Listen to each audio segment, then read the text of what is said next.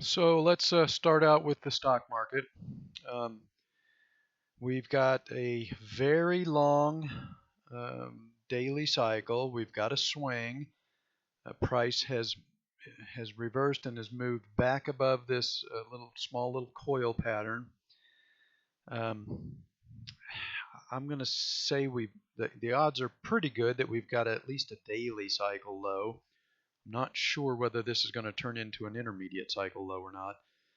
I'll go over that in just a minute. But um, as soon as I'm convinced this is a daily cycle low, then I'll place our stop right below Monday's low here, which was it looks like it was about 23.21, something like that, I guess, on the S&P. Well, we'll use the S&P for the stop this time. So if I do become convinced this is a daily cycle low, then our stop belongs right below that intraday low, and then we'll use that as a stop for all three positions. So what I need to see, we've got a support and resistance zone right here at about 2360. I want to see the S&P close back above that 2360 level. Preferably, I want to see follow through tomorrow. I want to see it close back above that. It'd be great if we could tack on another 20 points tomorrow, get us up around 2380. That would completely convince me that we've got a daily cycle low. We could then place our stop and then let this trade play out.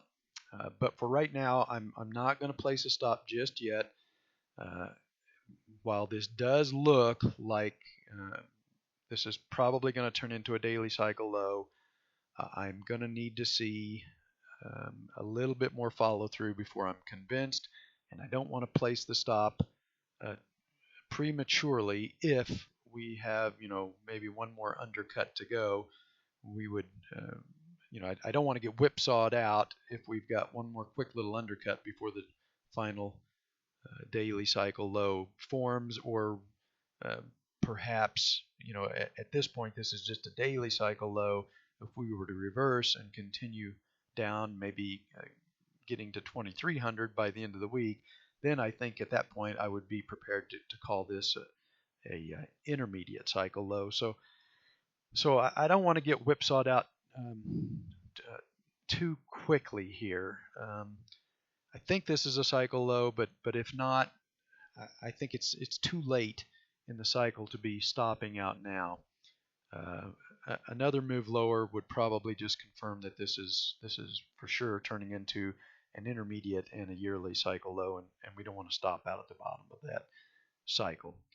So now let me go over a couple of the reasons that pros and cons for why I think this may just be a daily cycle low, and that we've got maybe we finish that T1 pattern, we rally here, and we make it up to the 2450-ish level, and then we get another move back down to test this consolidation zone in late April or May.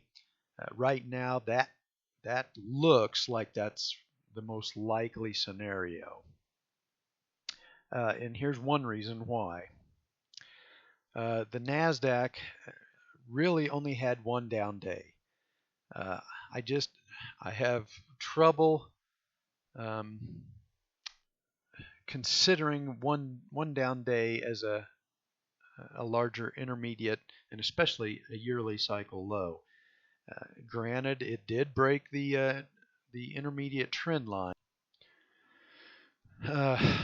but in my book, that's not deep enough to qualify as an intermediate cycle low. So to me, this looks like just a mild daily cycle low. I think um, it looks to me like we're going to have a third daily cycle. So maybe the Nasdaq manages to hit that 6,000 level, or possibly a marginal break above that. That's usually kind of how these things top. You can see right here we had a marginal move above 5,900 and then the reversal. So I'm thinking we probably have one more daily cycle in this larger intermediate cycle, Maybe the Nasdaq gets up and makes it to a little over 6,000. Um, if this was the beginning of a new daily cycle, we would be on day one. Left translated cycles would usually top somewhere around day 12 to day 18. So I'm going to say by the time we get into the week of April 10th, we need to make some kind of determination as to whether or not we think this is an intermediate bottom or just a daily cycle bottom. And if at that point it looks like it's just going to be a daily cycle bottom, and then we're going to get a third left translated daily cycle that'll give us a larger intermediate cycle low, then we're going to need to be looking to take profits and get out of our current positions and step aside for maybe a more sustained move down into a deeper correction in late April or sometime in May.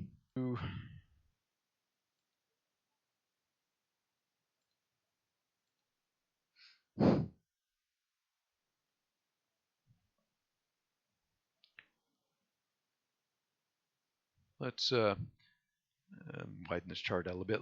If we were to see that McClellan oscillator to really rocket launch up to especially over 60, maybe we get up to 80. That would be an indication that that really was the intermediate cycle low. That's all we're going to get. And then at that point, I think we'd have to play this as an intermediate cycle low and probably just hold those positions for the next 4 or 5 months. Another sign we want to watch is how the market moves out of this cycle low, assuming that this does turn out to be a cycle low. Intermediate cycle bottoms tend to slingshot out very powerfully. Often, the stock market will tack on anywhere from 6 to 8% in the first first 10 to 15 trading days before getting any kind of significant pullback. So let's say that the rest of this week may give us a pretty good indication of whether or not this is just a daily cycle low or whether it's an intermediate cycle low. So let's say if by the close Friday we're already back up here testing 2400, and especially if we just were to slice right through 2400 by the end of the week, then I would say without a doubt this is an intermediate cycle low, and at that point we probably just need to sit back and just hang on to our positions for the next 4 or 5 months until we get into the timing band for the next intermediate cycle low. So something to watch for the rest of the week, assuming this bottom holds and we do get some follow through here. We want to see how that follow through unfolds. If it's extremely aggressive during the rest of the week, then the odds are going to improve that this was a larger degree intermediate cycle low, and at that point I may have to just abandon the idea that we're going to get another move down in April or May.